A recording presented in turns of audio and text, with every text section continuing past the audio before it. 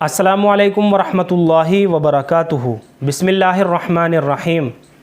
नहमदुहू व नुसल्ली अला रसूलिहिल करीम। अम्मा बाद।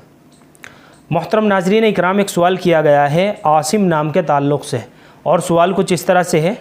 अस्सलामुअलैकुम मौलाना साहब, मैंने अपने बेटे का नाम आसिम रखा है, ये नाम कैसा रहेगा, प्लीज़ बता दीजिए।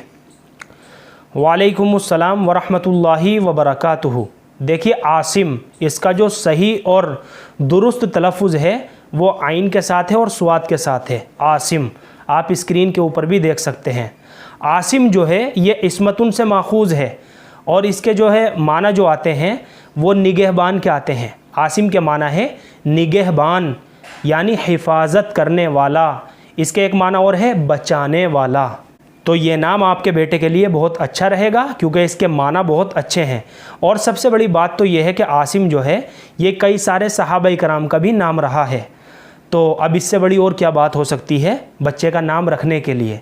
जहाँ सहाबा इकराम के, सहाबियात के या अंबिया इकराम के नाम आते हैं, तो इन नामों के लिए सिर्फ निस्बत काफ़ी होती है, माना की तरफ ध्यान करने की ज़रूरत नहीं होती है।